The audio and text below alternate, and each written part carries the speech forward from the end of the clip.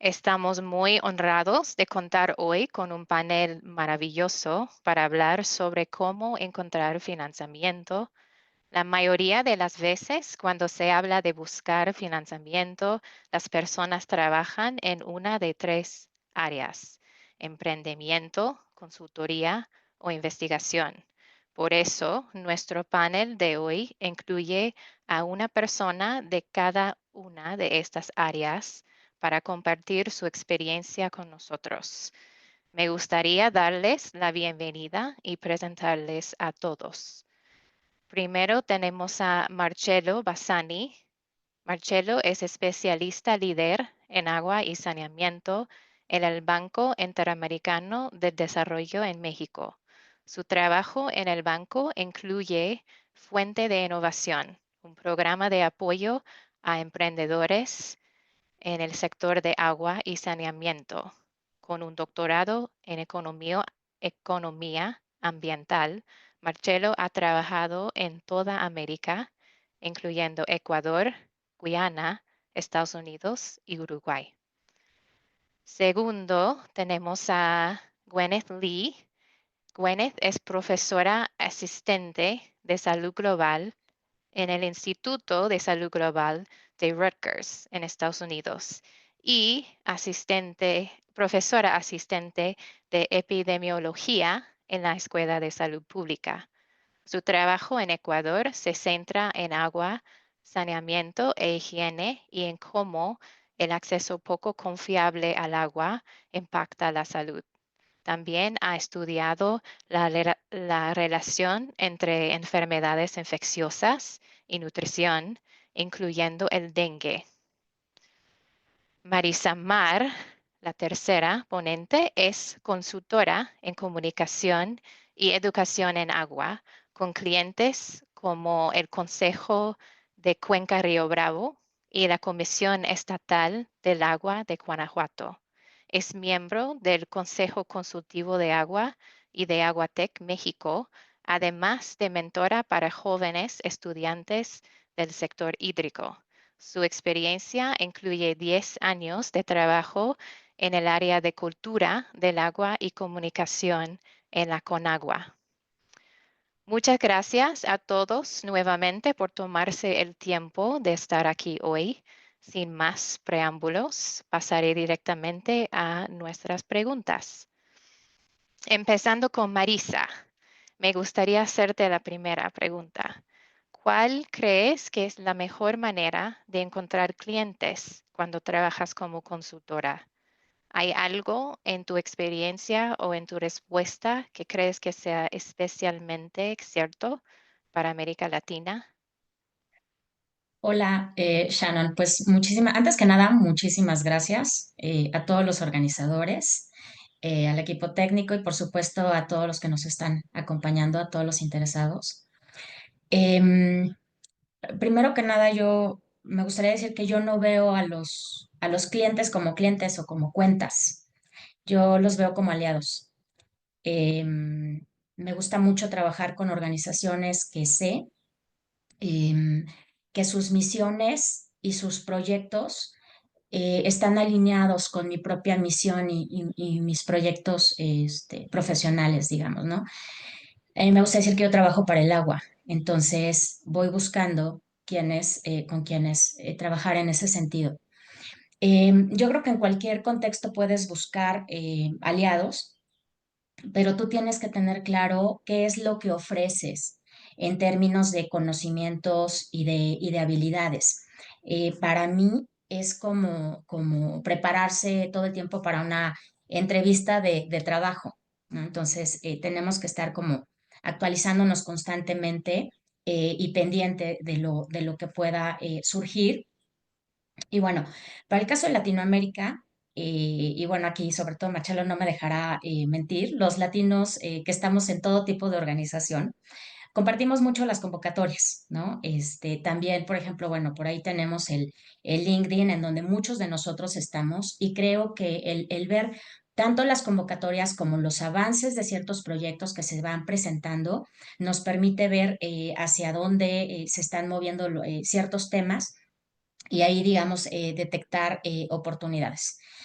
En mi caso, por ejemplo, yo independientemente de las convocatorias, en el caso de los proyectos en los que yo estoy, yo generalmente no comparto, sino hasta el final, los resultados, porque bueno, también es parte de mi ética de trabajo, de respetar las políticas de comunicación de los aliados con los que estoy trabajando, los momentos para ello. Y por último, también podría agregar que es muy interesante, es muy importante dentro de esta comunidad que somos. em, Trabajamos, digamos, gente que estamos en diferentes países, o sea, basados en diferentes países en la región, pero a veces hay latinos, compañeros latinos, que también están en otro continente. Y generalmente tener ese intercambio con estos compañeros es bien importante porque nosotros conocemos la idiosincrasia, la cultura de cómo se manejan las cosas dentro de nuestra región. Y aún así, es importante también tener intercambio con otras latitudes y ver cómo nos ven y ver cómo están viendo las cosas o ver casos de éxito, etcétera, para poder también aprender de ellos, ¿no? Entonces, me gustaría dejarlo hasta aquí ahorita. Gracias, Marisa. Esa es una gran reflexión y se conecta bien con nuestra siguiente pregunta para Marcelo. Marcelo, trabajas con muchos emprendedores. ¿Qué hábitos o características crees que les ayudan más a superar las etapas difíciles de un negocio, especialmente el Valle de la Muerte? ¿Hay algo en tu, ¿hay algo en tu respuesta que sea especialmente cierto para América Latina? Sí, bueno, voy a switchar a inglés para un poco confundir la audiencia. Este, um, there is no magic bullet. You might have noticed my Harry Potter cap. Ah, no, you cannot see it because, well, here we go. I have a Harry Potter cap here drinking tea. But there's no magic bullet for entrepreneurs. There are several obstacles. I think it's very important to identify the obstacles to understand how to overcome them, okay? And what characteristics should an entrepreneur have? Firstly, of course, one of the main issues is the lack of financing. We know that, I mean, you mentioned El Valle de la Muerte. Um, Many entrepreneurs do not have access to financing and to sufficient capital to develop their ideas, okay, to implement their projects. And this can be particularly bad in the early stages when financing is needed, is particularly needed, no, for research, for prototype, etc. So that's one thing. Then, of course, there's another challenge. This is not an easy sector. Many times the existing infrastructure are not necessarily ready to open up to innovation. For example, water treatment plants may be outdated and not necessarily compatible with new technologies. So this is a second challenge. I think a third challenge is, which is very important, is the lack of demand uh, from the utility sides in particular. You know, the utilities do not have particular incentives uh, to promote innovation, and they also have budget constraints.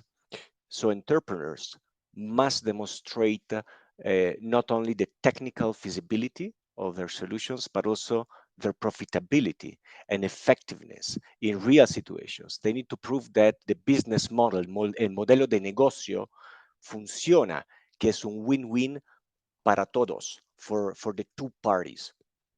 Now, lastly, I think another obstacle is that the regulatory framework, when existing, because not in all countries it exists, uh, it doesn't necessarily incentivize innovation.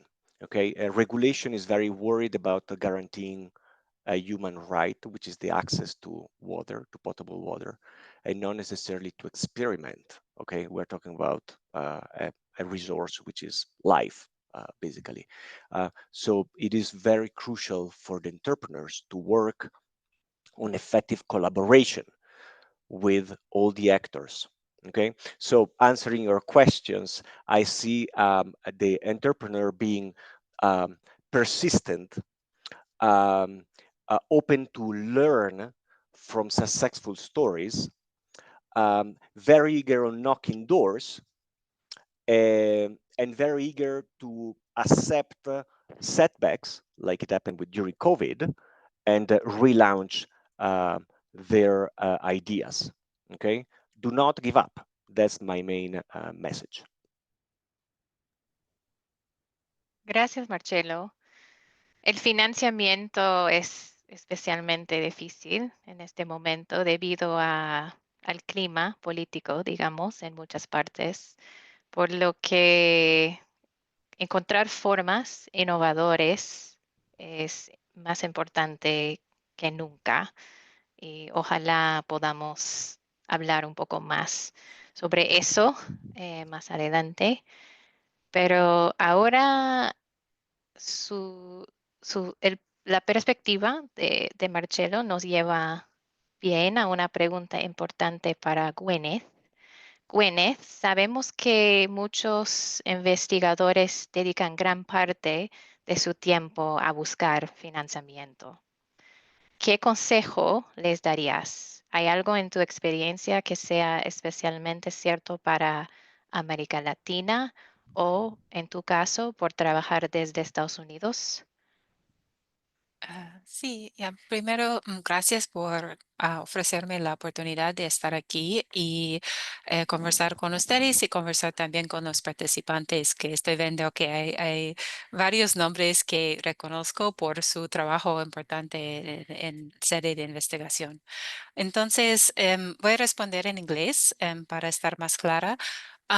So I think that I was thinking about this question a bit, and as researchers, I would say maybe two things that come to mind for me. First is there's a bit of a balance between being flexible and looking for funding, but also remaining committed to your core goals and objectives, both as a researcher, but also as a person who's working in a field that obviously has a huge impact on people's lives. And so with that idea in mind of trying to kind of balance between those things, I think about research, about looking for funding personally, a little bit like a slot machine in a casino, in the sense that there are three areas that you're trying to line up. And when those things are aligned, you move forward with funding. So the first thing is the funder, the goals of the funder, the kinds of work that they want to support. The second is your idea, your mission, what you are hoping to get money to do. And the third is the team, your collaborators, and who you're going to be working with. Because as researchers, really, we are always working in groups, and having strong collaborative networks is absolutely essential to getting funding. Those are networks that need to be geographically dispersed. That's actually, I think, important because that gives you access to a broader range of funders. It needs to be methodologically dispersed so that you can pull in the skill sets that are going to be most meaningful for that project.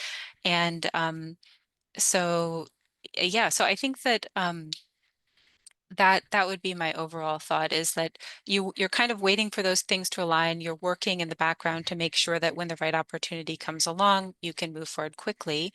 But you're also, trying to at the same time not go too broad so that you begin to do everything and really focus on nothing.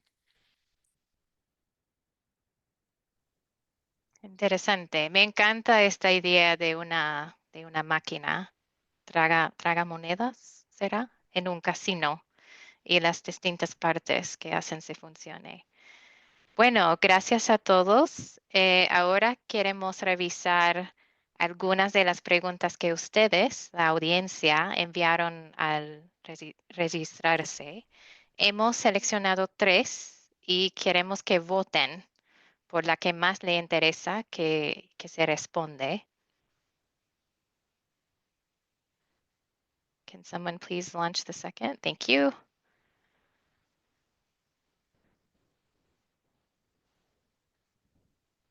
Y antes de ver los resultados, quiero recordarles que pronto pasaremos a sus preguntas en vivo, así que por favor colóquenlas en el chat usando el hashtag SpeakerQ.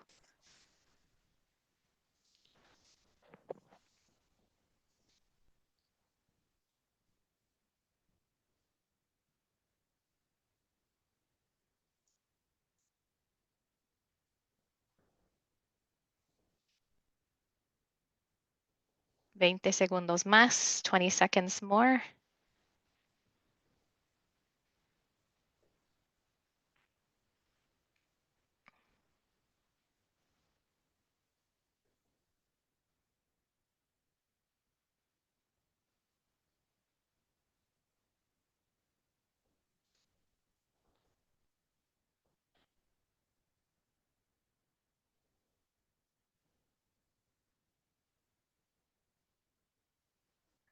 Ok, vamos a cerrar la encuesta y hay un ganador en la segunda pregunta, parece. I'm going to ask this in English since it's written in English, and I'll give our speakers the option to respond. What are your recommendations for approaching international organizations and their funding opportunities outside of a call for proposals? Marisa or Gwyneth, one of you might be good to answer this. And Marcelo, okay. So each of you can take a turn. All right, I'll Perdón, go yo perdí first. la pregunta. ¿Me podrías repetir, Alec? What are your recommendations for approaching international organizations and their funding opportunities outside of a call for proposals? Mhm. So how do you go to them cold and just approach them? I will start. I will start saying, contact me. The international organization at the end are people, and there's a lot going on with international organization. For example, within the IDB, the Inter-American Development Bank, we have an initiative called Source of Innovation, Fuente de Innovación, that supports young entrepreneurs, startups, innovation companies, utilities, etc. I believe that for young entrepreneurs, approaching multilaterals can be a game changer. These organizations like IDB, for example, they do not only offer resources, not always, but they can, but they also provide access to a global network or a regional network. With these, entrepreneurs can connect with potential partners, potential investors, potential markets. We can provide mentorship, capacity building programs for young entrepreneurs. That's actually what we are doing within Source of Innovation. And at the end of the day, if something comes up, that will give also more credibility, visibility of the entrepreneurs for their ventures. I just wanted to reiterate that the entrepreneurs do not move within the ecosystem alone. I mean, they do need to interact with several actors. The multilaterals are one of these. The multilaterals maybe have the advantage of having connections to all sorts of the actors of the ecosystem, policymakers, regulators, service providers, academia, financiers, etc. So I believe it is a very good call to approach them, even without, even outside an existing open call. For those who are interested, I can put my email, I guess, on the chat. So please do approach me, no problem. Wonderful. Gwyneth o Marisa, ¿tienen otra perspectiva? Sí, partiría de lo que acaba de señalar Marcelo en términos de, me parece que sí es importante tener las ideas, o sea, tener alguna idea, alguna propuesta, pero por supuesto en la experiencia sabemos que mientras esa idea tenga una mayor racionalidad y pueda ser desarrollada a través de un proyecto, eh, que cubra ciertos aspectos, digamos, de una forma integral y profesional, es fundamental, independientemente de parte de lo que decía Marcelo, que muchas veces, sobre todo en los ecosistemas de emprendedores, se puede complementar sin la menor duda. Ahí solo para guardar la idea para después, la parte de tener flexibilidad en la apertura para poder incorporar estos conocimientos, propuestas y recomendaciones que nos puedan hacer. Ahora, otra parte que yo había pensado aquí, porque es parte de mi formación de toda la vida, por ejemplo, yo asisto mucho a los eventos, ¿no? Tanto los presenciales como los virtuales, como ahora. Y estos son una gran forma de tener esta aproximación, esta cercanía con la gente, con los expertos, con las organizaciones. Y una idea que quiero guardar para después también, que es esto de ir creando comunidades, ¿no? Comunidades de práctica.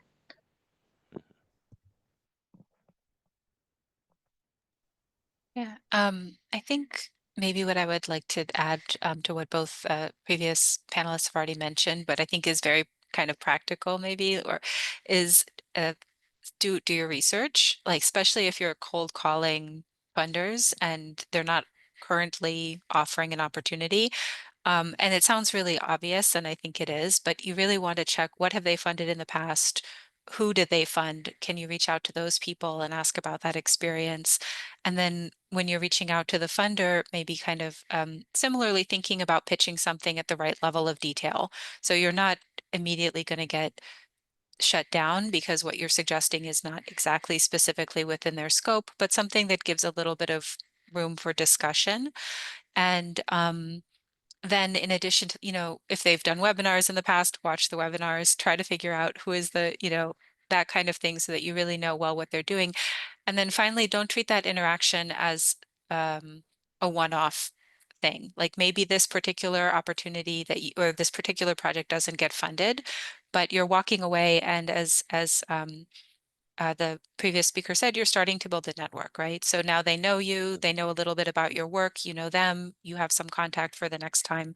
I think that's important to kind of our way of working, that we don't see everything as a success and failure in the moment, but we think about the relationships we're trying to build in the longer term as well. Thanks, Gwyneth. I think also adding to what you all have said, not seeing each interaction as a transaction, like I'm going to get something from you and you're going to get something from me. But I think, like you all are saying, building that connection over time and nurturing it.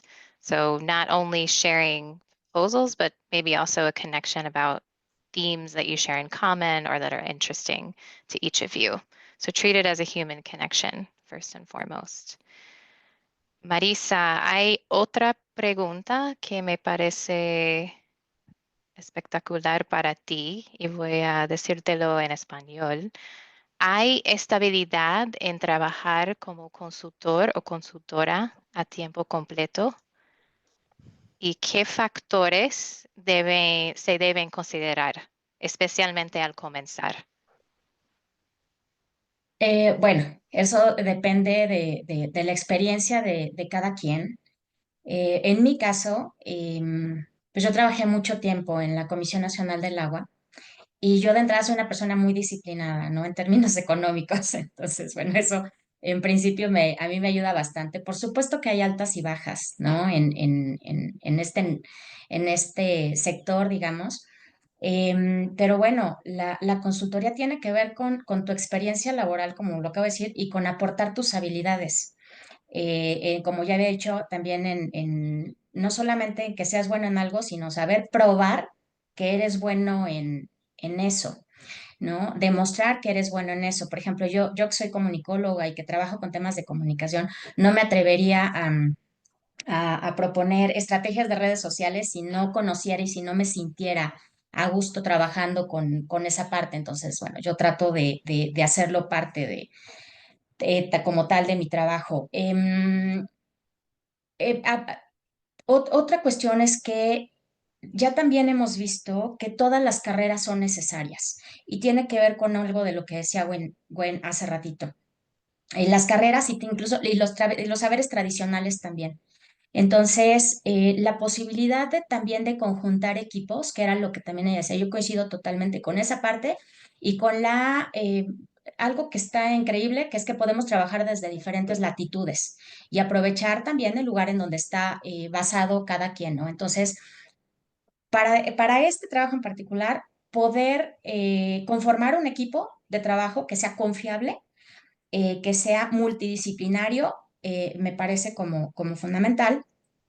Y dos cuestiones más. Las alianzas que podamos realizar eventualmente, y la flexibilidad, el que aprendamos continuamente y que seamos serios. También Gwen lo decía en términos de ir creando una relación de confianza también con ciertos clientes, ¿no? Con ciertos aliados, porque en la medida en la que tú vas dando resultados y eres serio con tu trabajo, es probable que puedas llevar a cabo proyectos de más largo plazo. No olviden, o sea, también tú lo decías hace rato, Alec, en este momento, sobre todo cuando los temas de financiamiento son tan complejos, no solamente en América Latina, sino en todo el mundo, y que las organizaciones están comprimiendo las plantillas de trabajo, necesitamos tener esa flexibilidad. Eh, en mi caso, pues sí tengo esa fortuna de que la parte de comunicación frecuentemente se contrata de forma externa, ¿no? Entonces, bueno, eso es mi caso en particular, y yo sinceramente he hecho de eso una ventaja lejos de de una deficiencia, no de una debilidad.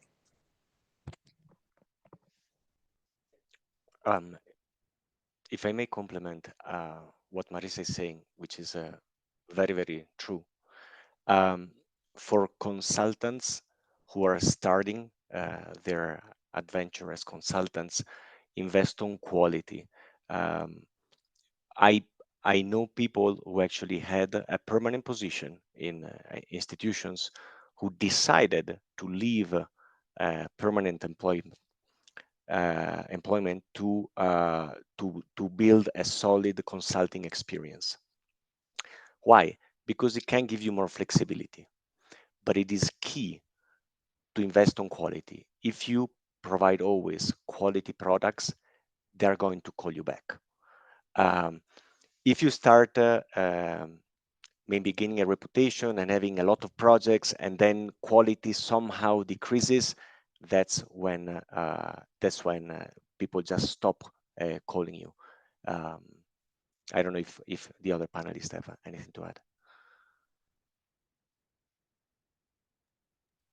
No, I don't think I have too much to say, but I agree with what both of you have mentioned. And I mean, that's the reality of all of our work at this point as well. Like I have a full-time position, but ultimately my employment at my university is dependent on the same things you're describing.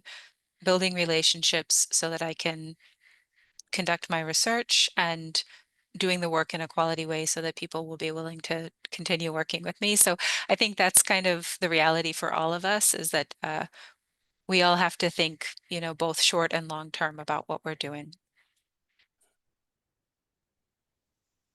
Muchas gracias. Tengo otra pregunta de la encuesta 2, pero mientras tanto vamos a pasar a sus preguntas en vivo.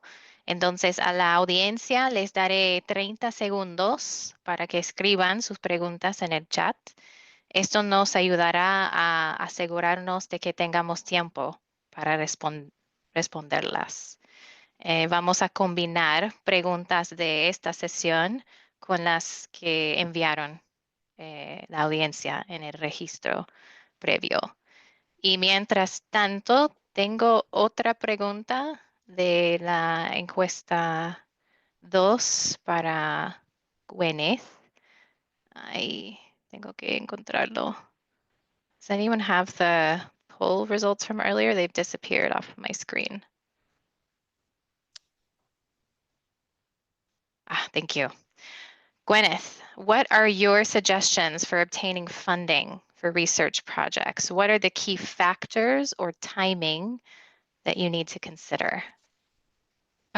Thank you. Yeah, so I think I said a few things before at the beginning, so maybe I can mention a few things in more detail. So one thing I think is, maybe this is going to be one of the core topics of the conversation, is again this idea of networks and building relationships. If you're thinking about funding, there's obviously different sizes of funding that are available for different kinds of work. And typically you're moving from something smaller to something bigger, because larger pots of funding are mostly accessible when you can demonstrate a history of successful, productive collaboration and a history that you can implement the project at that scale. So I would say for smaller, when you're starting at the beginning, thinking about doing things on a smaller scale that help you build the relationships, demonstrate productivity, and give you the information you need that then you sort of begin to push up the line. And the bigger the funding source, the further ahead you're beginning to work and prepare for that. But yeah, that would be my thoughts for now. I don't know if others have anything to add. It was a great answer, Gwyneth. I think you touched upon all the key points. I think in terms of getting access to financing, I mean, as we said at the beginning, is very difficult to obtain a sort of like a seed capital, a capital semilla, to really to improve your idea, to build your idea. There, I mean, I would suggest to young entrepreneurs to participate to open calls. There are plenty of hackathons. For example, we also organize quite a few within Source of Innovation. And we usually, as a prize, besides some seed capital, we also provide 1 year incubation to improve the idea and the prototype, etc., in the business model. Now, for more mature, startups, there, of course, the fundings could come from pilots, for example, financed by international organizations or multilaterals, awards, like, for example, the BitFEMSA award, which has like a long history, or from collaboration also with some acceleration entities. In Latin America, there are not many. There are a few that are coming in. And I think it's always very good for entrepreneurs to associate with these acceleration programs, because they give you access to potential investors, okay, to the network and to potential investors. Gracias a los dos por estas respuestas. Ahora vamos a comenzar con las preguntas en vivo que ustedes indicaron, y tengo aquí una para Marcelo. Does the program Fuente de Innovación from the IDB only work with entrepreneurs or for-profit businesses, or is it open to accepting applications for youth-led nonprofit organizations? No, we are generally open, depending, of course, on the initiative that we are leading that moment. But for example, when we launch open calls, we are very much open to young entrepreneurs, but also academia, NGOs, etc. And we do work directly with a lot of NGOs actually on this. So yeah, to answer you, we do not only work with private sector or with startups. We also work with the public sector, NGOs, and we try to work on each and every single stage of innovation, from the idea to the incubation, to the piloting, integration, adoption, acceleration, escalation, from all sides. There's actually a second part to this question that I think could appeal to all of you. It says, we would appreciate any recommendations from speakers for youth-led nonprofit organizations that are trying to get funding. Marisa or Gwyneth, do you have something to add?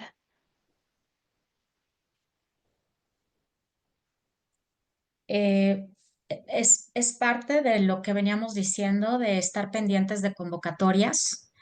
Me ha tocado también estar en esta parte de organizaciones sociales. Lograr tener claridad en su visión, en sus modelos de negocio, en sus modelos de cómo van a trabajar, me parece fundamental. Y ser disciplinados también en cuanto al tiempo que le vas a dedicar a la racionalización de estos proyectos o de estas creaciones que estás haciendo, ¿no? Por lo pronto, pienso.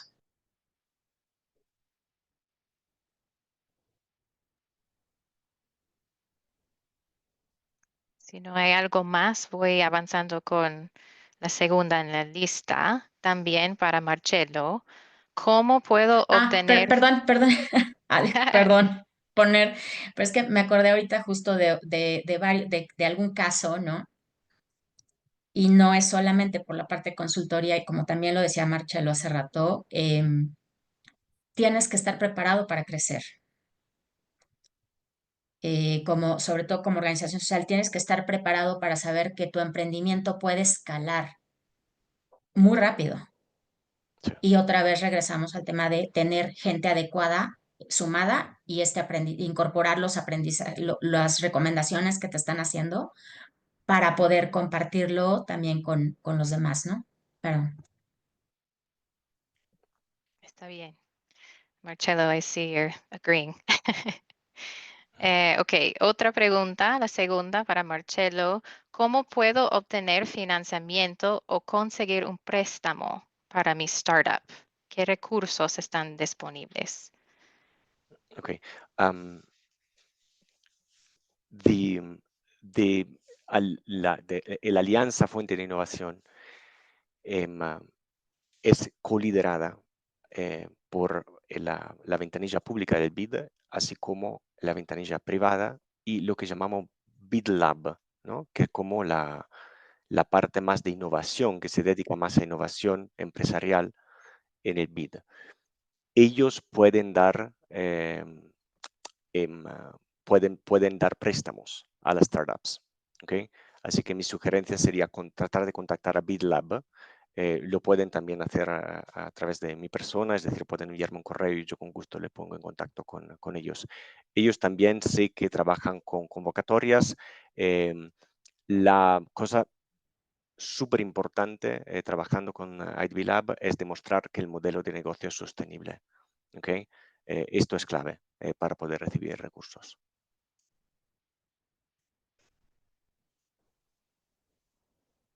Ok, estoy revisando la pregunta 3 y me parece muy parecido a otras preguntas que ya habían respondido. Entonces vamos a quinta.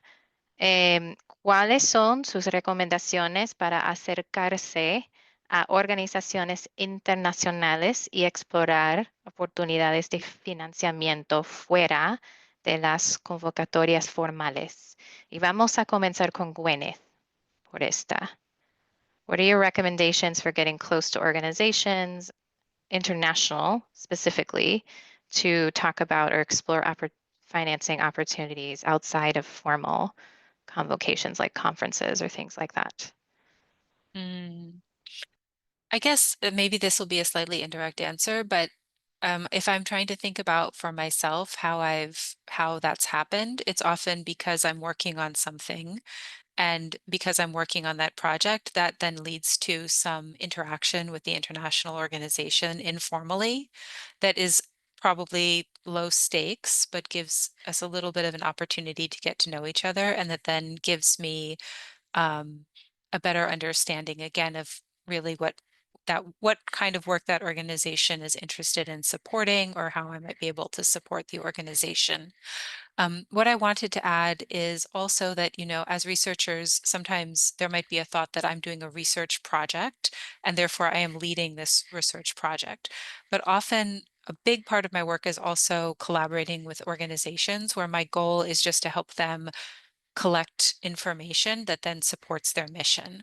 So some of the more rewarding work that I'm able to do, for example, is with NGOs, and me and I think many other faculty are happy to do this work often either unpaid or kind of, with small sort of project funds because we enjoy it and we find it meaningful. And so all what I'm trying to do is make sure that their work that they're doing, that I can help them to collect data that then shows the impact of their work. So helping them to design questionnaires, helping them to do water testing, maybe qualitative data collection, but things that then they can take to their funders to say, look, this work is having a health impact, right? Having an impact on people's lives. I've also collaborated with engineers who developed products, and then they were kind of getting to that stage where they wanted to try it out in a trial in a small way. Again, there could kind of be different stages depending on where they are in the process. And again, my job is to help them collect data in a way that then they can take to the people that are supporting them to say, look, this product is really an improvement over what currently exists. So I think those activities have often been valuable for me, not just for the direct collaboration, but then because they did open doors to relationships with these other organizations that were, again, maybe the international organizations that are supporting this work throughout a particular country or region. Sorry if that's a bit indirect, but yeah. No, that's No, fine. Thank you. I'm Sorry, if I can Marcello, we have implement. to keep moving, so I'm going to have to stop you. But Sure. I'm going to encourage you all to go to the chat because there were some great questions that came up that we don't have time to get to. So as we close and you have time at the end, if you can maybe respond to people. I know, Marcello, there's one about the next opening for, I think, Fuente de Innovación. So maybe you can give some dates. Yes. Well, this year we will have an open call very soon for the watershed of the Trifinio region. It's going to be probably in about 3 or 4 months. Okay, great. You can drop that in the chat too for whoever asked that question. I'm sorry we didn't get to it.